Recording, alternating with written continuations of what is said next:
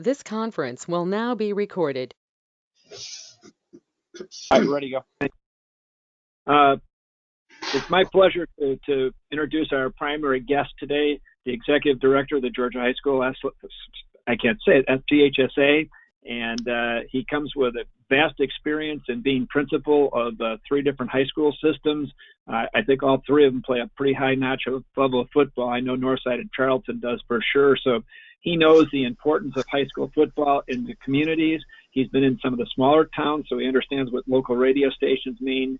And I think I said that when I was just talking a few minutes ago, that he, more than anybody else, is responsible for the fact that we're about to start playing football in a matter of days now. The pandemic has affected all of us and all of you that are on this call.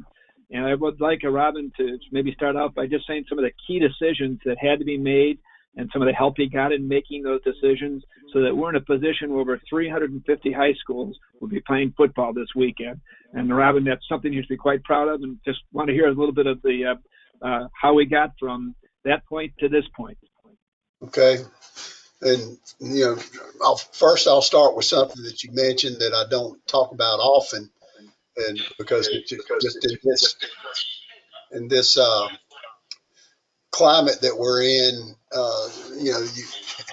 it's political sometimes and things aren't politically correct, but financials are important as well. And that's true for the organizations that you serve, as well as our athletic departments and our local communities. And I know that, and I know that people are, I've been an athletic director. I've been a head football coach. I've certainly been a principal, a school superintendent, and I know the importance of that. So that's always there, obviously, not the main thing, safety of our student athletes is, and but I wanted to say that in case, because I usually don't talk about it, I'd probably forget. But going all the way back to when this started, there was hints about the coronavirus and all, and we know a lot more now than we knew then. And as we went through, I was determined to play on through in the spring. I wanted to do that. Just like, weather was going to have to be awful when I was a superintendent if we were going to call off school. And, we just want to be sure. And when the governor recommended that school shut down, we recommended that we put a pause on our athletics, because some did, some didn't. Then a week later, he came back and he canceled school. And of course, even though we're an independent, private organization, we certainly are going to, follow the lead of our governor, who has shown great leadership, certainly in our area for sure. His office has been really good to communicate with us and make sure that we're doing the right thing and in line with the executive orders all the way and that sort of thing. I really thought that we would, get a handle on this thing. We'd be out for a couple weeks, get back in there. Well, then of course, how things went, and we're getting close to the end of the school year. The governor said that we would keep schools closed throughout the remainder of this year. And so then we had to make a determination of when that was. And of course, we said it was going to be at the end of May. And I immediately set my goals of, what is it that we have to do in order to be ready to be on schedule June the 1st to start. And so, we began to meet with a lot of different people. Of course, the National Federation of High Schools, we got a lot from them. We looked at what the CDC was putting out, the Departments of Public Health. We certainly did and continue to engage our Sports Medicine Advisory Committee, which has been absolutely wonderful. And that's a group of, there's several doctors on there, nurses, different medical professionals in there, and they've been a big help, and they've given an awful lot of time to this organization and have really helped. It's an advisory capacity, but you want them in the boat with you, rowing in the same direction. And so that's kind of what we did. And then there was, beginning to see some bumps in the road There were a few school districts that were experiencing, some positive cases. Put off, I believe that there was some, that we can't do it, nobody else needs to do it as well. But you have to take the attitude that there this is a large, diverse state, and what is happening, for instance, in Fulton County may not be the same set of situations that you may find in Grady County or Jeff Davis or those sorts of things. There's some places that are more impacted than others. That's something that I kept in my mind, the whole while. Didn't want to throw the baby out with the bathwater, so to speak, and that probably early on was the biggest struggle, that we had of trying to get us to do that, because the bottom line is the Georgia High School Association is going to provide a framework of opportunities for young people. And we believe, and I certainly believe, I've believed it my whole career, that there are things that we can learn through sports and activities that there's not a better place for you to learn than there. You learn to be a good leader. You need to learn to be a good follower. You need to learn to lose gracefully and to win humbly and how to be a good employee. All these life lessons, that are important. It's also very important for the well-being mentally, emotionally, and physically of our young people.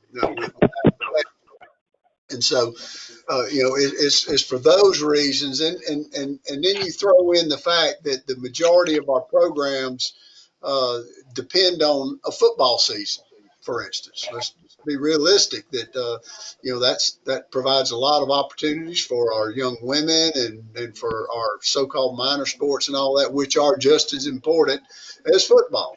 And so there's that financial thing that's kind of weaving in there as well. Uh, so we ended up moving it back to June the 8th instead of June the 1st. Not a big deal. We put out guidelines. Uh, we're learning as we go. We're actually writing the manual as we continue forward. There's no question about that.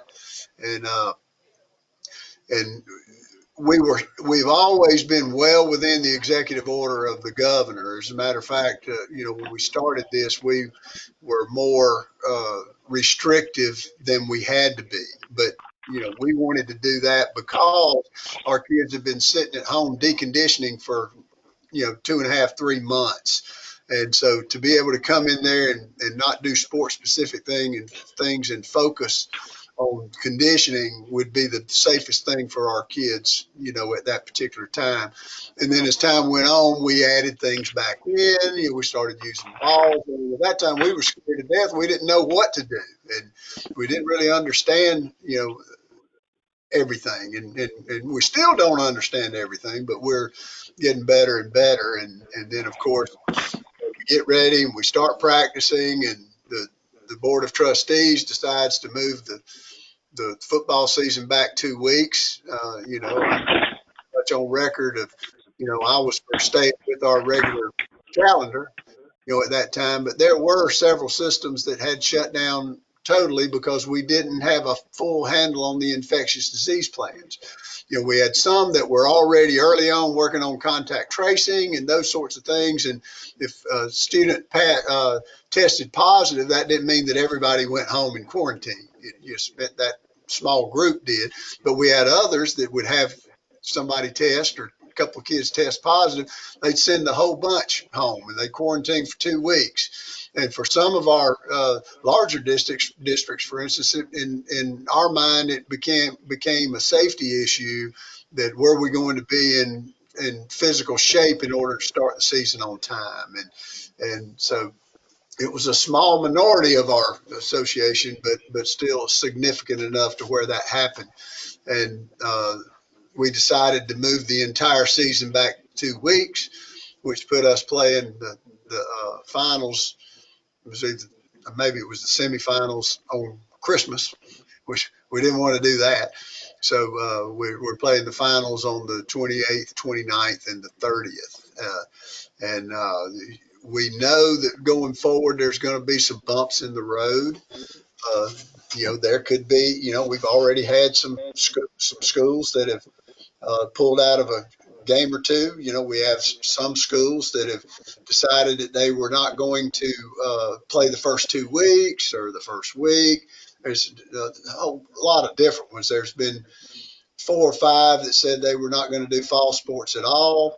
It's all their choice. What our attitude has been the entire time, if there were COVID issues that we were dealing with, that there would be no penalty, there would be no fines from us, and we wouldn't penalize anybody as far as restitution for breaking the contracts and those sorts of things. It's kind of a slippery slope, but we certainly have to be mindful of that, and we have been. I think that we're probably going to start the year with maybe about 60 schools that will not play the first week for various reasons. There's some that decided they weren't going to do that. There were others that maybe have lost a game because somebody else decided. It's just been a jigsaw puzzle that keeps changing of us trying to get it. As you know that Cockrell County's not going to play the first 2 games. For instance, they were supposed to play Marietta, this week, and all weren't able to do that. But then something happened to Wheeler, and so we were able to get Wheeler and Marietta together. So there's a game, and just imagine that lots of times over. Kevin Giddens, our football guy, has really worked extremely hard to make this happen. But anyway, I digress. You go back, to 60 or so schools that are not going to play. That's going to mean that there's about 200 or 365, 370 schools that are going to play. And so we're excited about that. I've been concerned about Corky Kell. It's a I just think that, IJ and Dave, certainly, especially everybody involved with it, does such a great job with that event. And I receive calls, every year from different states, how do y'all do it? And I said, well, we really don't.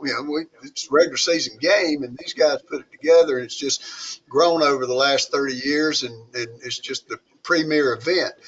And just hanging in there. I mean, it's been a struggle, all of the way, for us here to just to keep us on track, and to remain positive. I never said I'm doubtful, publicly, through this whole thing. I was cautiously optimistic through it all. And as we move forward, things are getting better. Our numbers are getting better.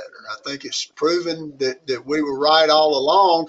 But even if we weren't, that wasn't what the big deal was. I just think that, way back when, if you start making hard decisions in there, I think you're doing the wrong thing. I don't know that the Big Ten should have canceled when they did. There's time to give it a chance to work out. That's kind of what we were going through. Wanted to give it a chance. But, I did say from the beginning, if we were willing to open up, we need to be able to look at what the numbers are telling us and what our docs are telling us and those sorts of things. And we've got to be tough enough to pull the plug if we need to. Of course, we still feel that way. And, but that's kind of a long story to get us to where we are right here today. And it's certainly been interesting for all of us because all the other things such as eligibility, hardship, sanctioning, and officials and all the things that you normally do, we're still doing those. But then you throw the COVID-19 thing on top of it. And, it's just, we haven't slowed down since March. We just hadn't. There's been no Christmas. It looks like no summer. There's going to be no Christmas, but we're going to play football and we're going to get some things going. And it's really worked out well for us with our volleyball and our softball and our cross country. And so, we're feeling really good about things. And when that ball's kicked off tomorrow, I'm going to be really happy. I'm going to introduce John Clark from the Georgia News Network, and John might have a couple of questions, and I know he wants to talk a little bit about the high school scoreboard show too. John? Sure, thanks, Bob. Yeah, we are, just to update you on that, we're glad to be getting the high school scoreboard show kicked off too. We were in a little bit of a wait and see pattern as well to see how many schools are going to be playing. We'll kick it off this Friday night. It's a little different this year. We have a new partnership with 680 The Fan in Atlanta. And of course, GHSA is always our partner in that. So we look forward to working with them.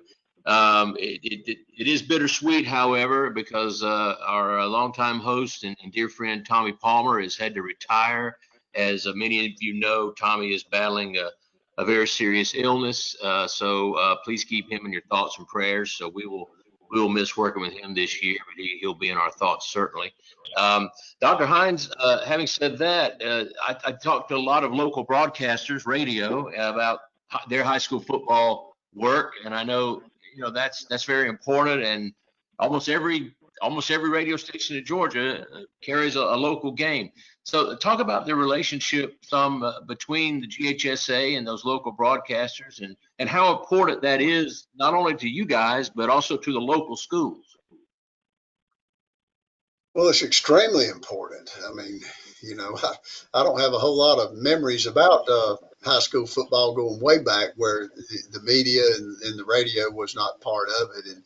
And I certainly would be remiss if I didn't mention Tommy as well. And just, certainly am going to miss him. And, he's been great for high school athletics and especially football. And I just know every time, which are thousands of out of town games, and driving back and picking up that station, where they're going, it was really good.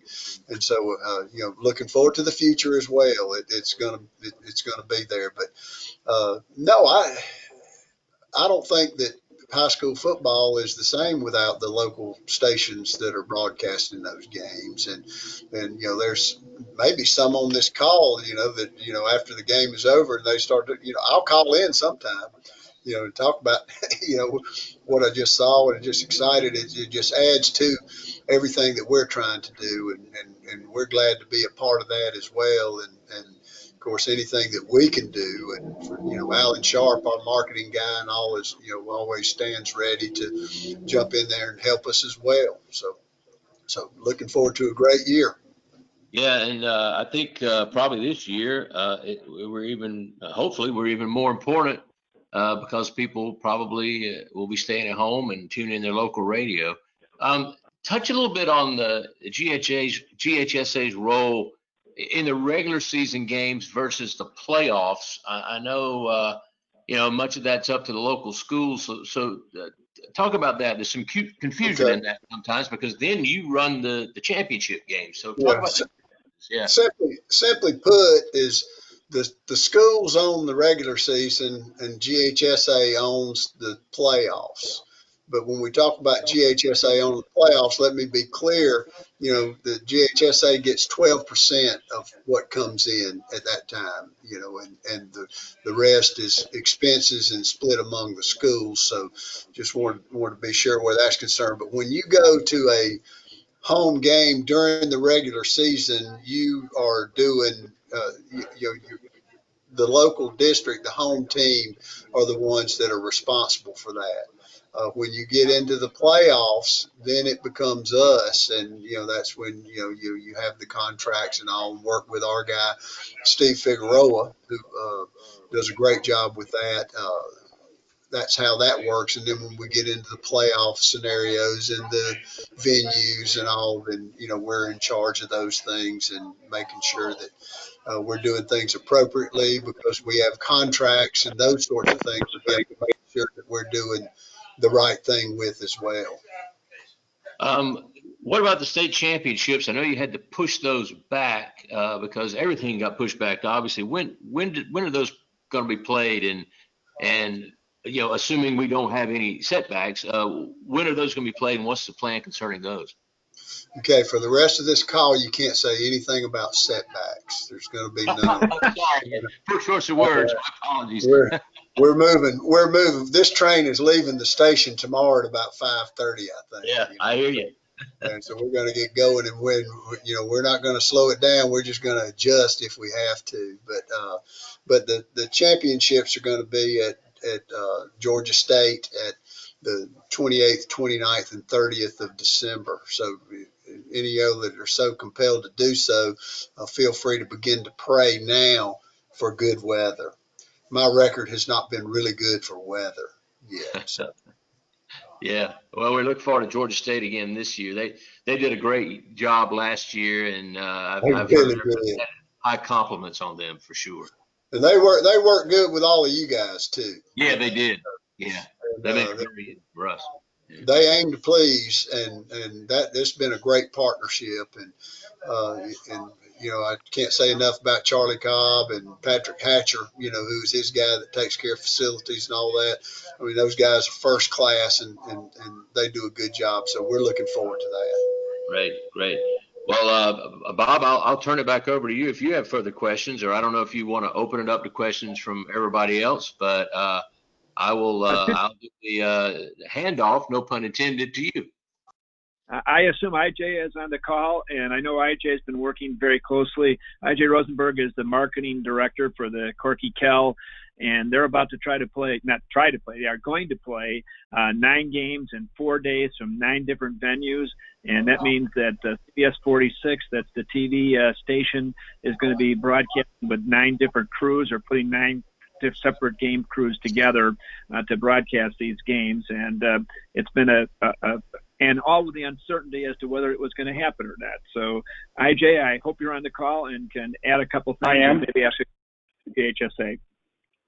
Yeah, first of all, I'd like to commend Robin and his entire group, because I think that, I've been involved, fortunately, in sports in Atlanta for, since I got out of college. Well, earlier than that, but on a professional basis since I got out of college in 1985.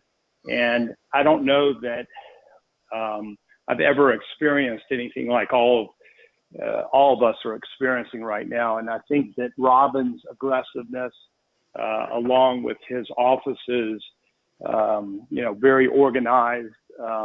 I could tell you, I do a video podcast 3 times a week, and we've probably had close to 150 head coaches from across the state. And I would say every single one of them are in tune to what the GHSA is asking, in tune to what the counties are asking, and in tune to what their schools are asking. And I'll tell you, we would have never gotten here without that. So I do want to say thumbs up to Robin and the gang down at the GHSA. As far as Corky Kell is concerned this year, it's been difficult. We at first had 11 games over 4 days, ending in Mercedes-Benz Stadium. We are the marketing company for the Falcons and the United MBS. So I was in meetings early on, and we knew early on that the chances of us playing at MBS weren't good. So, the first move we made was moving from Mercedes-Benz to Mill Creek and play 5 games there. After that, we had some issues up in Rome and had to drop 2 of the games and went down to 9 games and sort of had to shift the schedule a little bit. And then we sit here with 9 games at 9 different locations over a 4-day period, which, is going to be really interesting for us. I'm excited about it. Bob Houghton's going to be doing our first game on Saturday. That's sort of a tradition for Bob. He does one Corky Kell game a year. He'll be doing Collins Hill and Carrollton. Of course, that it might end up being our best game. But we feel comfortable. We've got crews spread out, at 2 different places each day, 3 different places on Saturday. And I really have to thank CBS 46. We've had a relationship with them for 2 years. They just went through a change in their general manager and their news director. So all this happened during COVID. So it's sort of been an interesting sort of situation as far as working with them. I mean, Deborah, who is the new general manager at 46, I'm sure all of a sudden is dealing with all this COVID stuff. And they're telling them, by the way, you've got these 9 football games. So they've been great. We've worked together. It's been a lot of long nights getting this thing down. But we feel really good because, we're going to be there in less than 24 hours. And I think that, that says something for the entire state of Georgia. There's just a lot of hard work going in to this. You know, I was fortunate to play for Wayman Creel back in the 1970s at Lakeside High School. And so I got an early taste of how great high school football was in Georgia. But, you know, we're really seeing a lot of people step up, a lot of principals. And I'll just give you one example, which I think is one that really stands out in Corky Kell. We've got two schools coming up from Atlanta Public City Schools, both Carver and Mays, and one will play at Cherokee tomorrow night and one will play at West Forsyth. And the fact that the city, who a couple of years ago, their sports programs were just not good. They were struggling with a lot of different things. And their AD, Jasper Jewell, who's from Atlanta, has really done a great job. And I think just the fact that those two teams been able to get through all these issues. And I think Robin pointed out that, you know, it's a very diverse state. And of the 18 teams we're dealing with right now, it's a very diverse group. But, you know, tomorrow night, 5:30 on Peachtree TV, you know, which of course is the original Superstation, we'll get a chance to start off the first of 9 football games. And, you know, we're honored, as we always are at Corky Kell. Dave Hunter, Jimmy Dorsey, Beverly Postel, all 4 of us are sort of make up the ownership group there. And I can say, you know, I don't think we've ever been more honored about opening a season. A little bit nervous, but at the same time, you know, we feel really good about moving ahead. You know, the following week we'll do the Great Atlanta Bash at Georgia State, which involves the APS schools. And hopefully after that, we'll do a little bit more TV, and then you'll get to see Georgia Public Broadcasting pick up their schedule. And of course, GPB does the state championship. So plenty of football this season. IJ, if I can make one comment and we'll let Robin finish. I can tell you in talking to the teams and to Dave Hunter, the executive director, and to you, that, and I want to put this word out to our stations, I believe it's very important to emphasize the safety issues of this and the amount of time and effort and medical consideration that has been given to this. In every one of the games, the coaches are well aware. In fact, one of the coaches were saying, we have people on our staff just to make sure our players are having their mask on throughout the entire game. When they're off the field and when they're social distancing, they're not going to get together with all the linemen or all the defensive. This is a chance to show the citizens of Georgia that we can do something, that young people can go out as a group and follow the guidelines that have been set up. It's an extremely important part of the story. And if your local high school is doing a game, please tell your announcers to be looking for that. And if it goes the way we think it's going to go, to brag about the fact that we're working hard to be socially correct, physically correct, and to do the best job we possibly can in keeping our students safe, our coaches and staff safe, and anybody who's at the stadium safe. It's the number one priority. And I think if we do the job that we're expecting from the coaches and players, you can be very proud in your local towns. And I think it should be a lead story if it works, and criticized if it doesn't. So I think it's a great test of how far along the state has come over the past 6 months. And Robin, Bob, yeah, go ahead. I just wanted to throw one thing else, Bob, in there before you let go, Robin. But you know, masks are mandatory at our games, and you know, our broadcasters understand that the story, you know, while the game's a big deal and getting the kids to play is big, you know, our story for 18 games is going to be everything else that has gotten them there. And it's going to be interesting when y'all watch on TV, because masks are mandatory. And we fought that with some counties that are not going to, you know, necessarily make masks mandatory for the rest of the season, but they will be for our 18 games. And I know we got radio people here, so let me just say this. We will have a radio station in Cherokee, a radio station in Carrollton, and a radio station in Lowndes that will be broadcasting the game. Robin, we want to thank you for being here, and just let kind of you have the final word, and if any emphasis on something that we've talked about, let you wrap up the conversation. There's a couple things that I wanted to say is, you know, starting with, IJ and Dave and the group. I just want everybody to understand the work that those guys have put in there. And I've spent a lot of time with them, talking about different scenarios. And more times than not, it was just like, I think so, but I just don't know. And so to plan something of this magnitude that with everything, there are question marks everywhere, is incredible. And when it came down to 9 games, 9 locations, and TV, that's IJ's a miracle worker, where that happened. And so to have it wouldn't be the same if we didn't have Corky Kell to start with. I just think that would put us a little behind the 8 ball, and so I'm grateful that we're able to do that. And I also wanted to say that every time IJ talks, he talks about Coach Creel and how proud he was. You can tell how proud he was. And I feel the same way. I played for Jim Hughes. As a matter of fact, IJ, I dreamed about Coach Hughes, and I dreamed I was playing football, last night. And I couldn't find all my equipment. It was a nightmare, because if Coach Hughes, he was a great guy and a great coach. But I just want to I want to thank all of you out there for what you do, because it is a big part of it. And there's a lot of people in a lot of places that's where they get their high school football. And I think that's a big deal. So thank you for what you do. We hope that we do the right thing. Want to thank again Corky Kell for the example that they're going to set.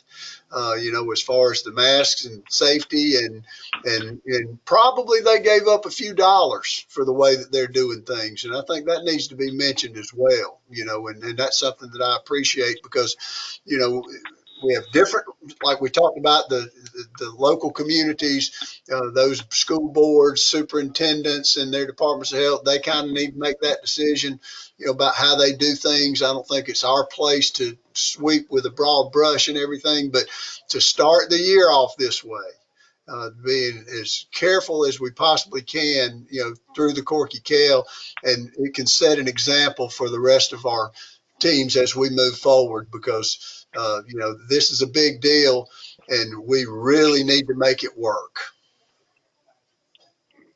Robin, I am sure with the leadership that you have provided that we're off to a good start. And although I'm proud of the role that we play in the Corky Kell, I just think it's amazing that the over and under that there will be 350 plus high schools playing football this weekend. I don't think anybody would have accepted that.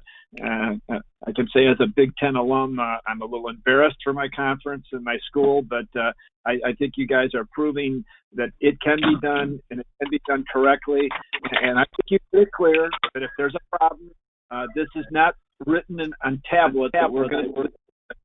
But we are dedicated to making it happen. And I just want to repeat one more time, if you're carrying a game this week in your local high school, demonstrates what we think they're going to, please talk about it. And if not, talk to them about making sure that by the next game they've got it going, because it's extremely important. And we're going to get great test of it. I want to thank everybody for being on the call. I want to thank Robin, John for helping out, and and my staff back at the GAB office. Couldn't be prouder, and this is what radio does. And I really appreciate it. We're going to have a great weekend of high school football. Thank you very much, and we'll talk to everybody soon. And everybody, if you would like a recording of this conversation, if you would like a recording of this conversation, I have that available. Please reach out to me at gchapman, GCHAPMAN, at gab.org. Again, that's gchapman at gab.org. I have a recording of this conversation. Thank you all for joining us today. I hope you have a great rest of your week. Thank you, everybody. Thank you. Thank you.